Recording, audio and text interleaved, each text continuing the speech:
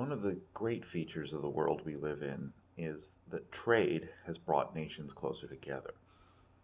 Maybe too close if you look at it with respect to the situation now, but it is true that everybody is closer to everyone else in the rest of the world.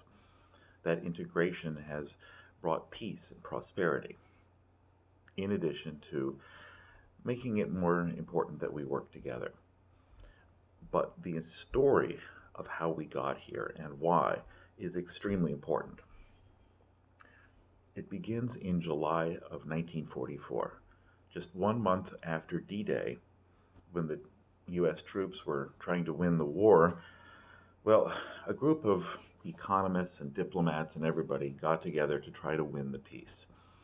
At a place called Bretton Woods, a resort in New Hampshire, representatives from all around the world, except the Soviet Union, met to discuss how the world would be put back together when the war was over.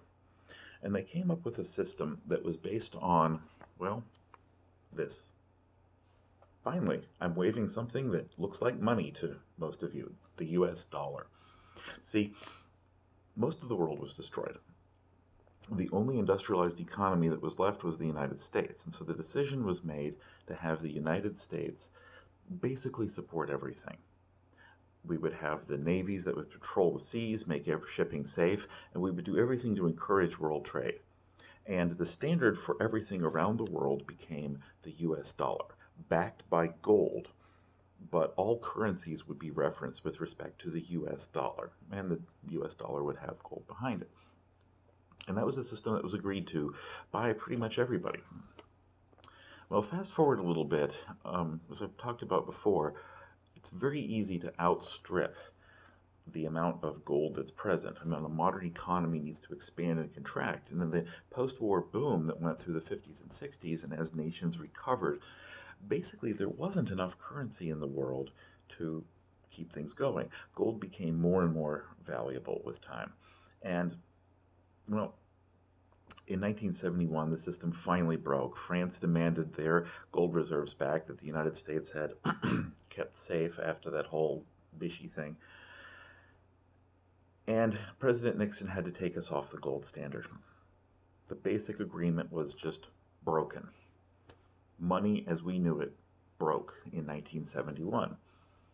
So what did the world do about that? Well, the world did what it usually does when there's an economic crisis. It shrugged its shoulders and did its best to ignore the situation. The US dollar remained the standard for all global trade. Everything was done in trade. And Nixon made a point of making sure that oil, especially, would be priced in US dollars. This is where we get the myth of the petrodollar. A lot of people believe the US dollar is backed by oil, not gold. It isn't. It's just that Saudi Arabia and the other OPEC nations agreed to price oil, the most common commodity traded around the world, to price that in US dollars, which is to this day. In fact, 85% of world trade is priced in US dollars. When China buys iron ore from Brazil, and they buy a lot of it, it's priced in US dollars. Not Chinese renminbi, not Brazilian reals, but these things. Now, global trade in 2019 was about $20 trillion, or a quarter of the world's net product. And it's growing as a share every single year. The idea of this in the Bretton Woods Agreement was that through world trade, everybody would become closer together, and the US dollar would be the cement that held it in place, and war would become too expensive to fight. It has worked. We should not forget that this system has largely worked. There was not a World War III, and while there have been a number of smaller conflicts around the world, the overall state of peace in the world has at a level that has never been seen before. And this process has lifted billions of people all around the world out of poverty. It worked. It was successful. Now, this is sort of the basis of what we might call globalism. And I would propose that there is only one politics all around the world today. In every country, we see globalists, who we might call neoliberals or whatever you might want to see, versus traditionalists, people who think the country is better off going on its own or supporting the native culture. But that is basically the politics around the world that matters of any kind. People who want to stay connected and those who don't. In the United States, it takes a special form because we are on top. And it seems great. I mean, for all of this world trade, this $20 trillion a year, denoted in US dollars, that means that there's a tremendous demand for US dollars. How much? Well, nations typically keep 3 to 4 months of US dollar reserves on hand so that they have enough to cover the basic trade and all that, which is about $6 trillion. You see, this is why debt matters so much less, or has mattered so much less, to the United States. As long as there's a lot of world trade, then there's ability to soak up dollars. And as that grows every year, what? Wow. World trade has been growing faster than the whole total global product. And it is now currently about the size of the US economy. So this sounds like a great deal all around, right? I mean, that means that we can run trade deficits. And of course, we do. We run trade deficits with just about everybody. I mentioned China, that was a special case, but if you compare the US to the European Union, two developed areas that are basically at par with each other, you see a trade deficit of about 8% of the $400 billion that we have between them in total goods and services. So how does that come out? Well, if you look at something called the Big Mac Index, it started as a joke, but the idea was, what if we had a commodity that was consistent all around the world, made with local ingredients that reflected the purchasing power parity, the ability of that currency to buy things in those local markets, but could be compared across the world. The Big Mac is the best example. And it turns out that the US dollar in Europe theoretically buys a Big Mac for about 8% less than the euro. That means that the dollar is 8% more valuable at purchasing power parity, and it's been 8 to 9% pretty much forever. Our trade deficit is about 8 to 9%. How is that? Well, American goods are about what? 8% more valuable. You see, everybody in the world wants dollars. And our greatest export are these little pieces of paper that are green on the back. That's what we export to the world. That's what the world wants, and it wants more of them all the time as trade grows. I mean, this sounds like a great position, doesn't it? Unless you're in manufacturing. You see, before we take into account all kinds of other things, other effects, costs of workers, blah, blah, blah, blah, blah, the United States is at an 8% disadvantage right away.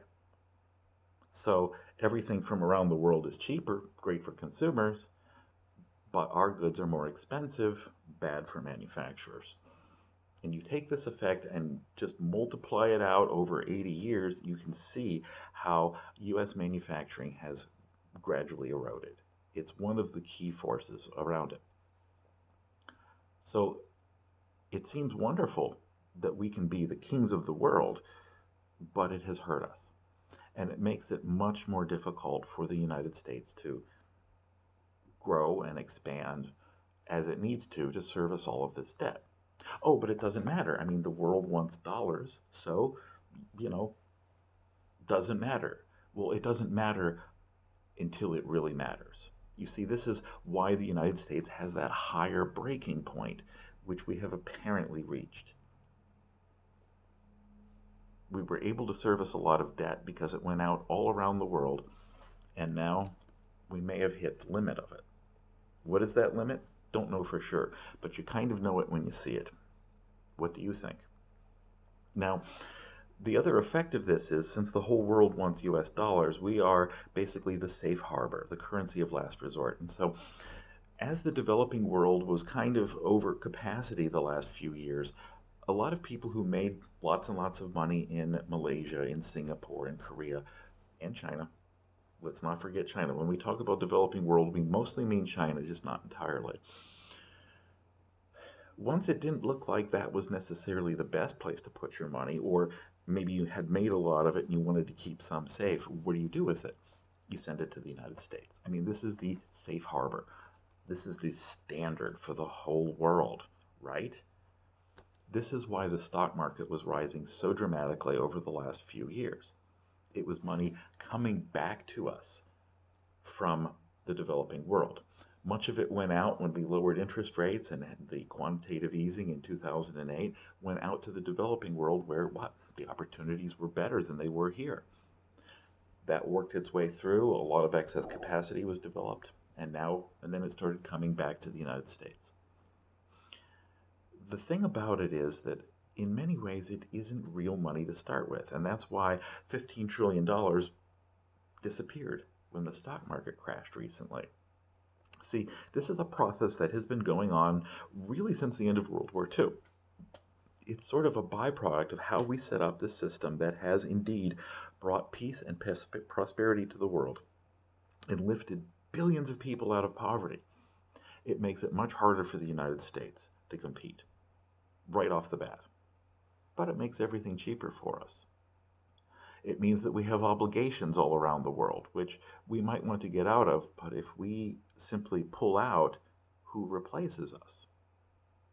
Okay? It all comes down to this. 85% of world trade, 85% of that $20 trillion is priced in US dollars, regardless of who it goes between. And that means that our greatest export has been pieces of paper. Until now. You see, world trade is probably going to collapse because of this virus. That means demand for these things is going to collapse as well. What will happen because of that? We don't know yet. And this is one of the real problems. The U.S. has been a safe harbor. The U.S. has been a place where everybody who has a big pile of money in China, I mean, the first thing you want to do is get it the hell out of China. Bring it to the United States, put it in stocks. It's in US dollars. Great. That's been the standard for a very long time. But that's one of the things that may have broken right now, and we're going to see how that effect goes. We know it's been hurting manufacturing base in the United States. We know that it makes everything cheaper from around the world, makes it easier for us to buy things. We can run tremendous deficits pretty much indefinitely, or so it seemed. It really just meant that our threshold was higher than other nations. But we can tell that if global trade really does collapse, all of that comes to an end. What happens after that? That's what we have to worry about. And that's the situation we are in right now.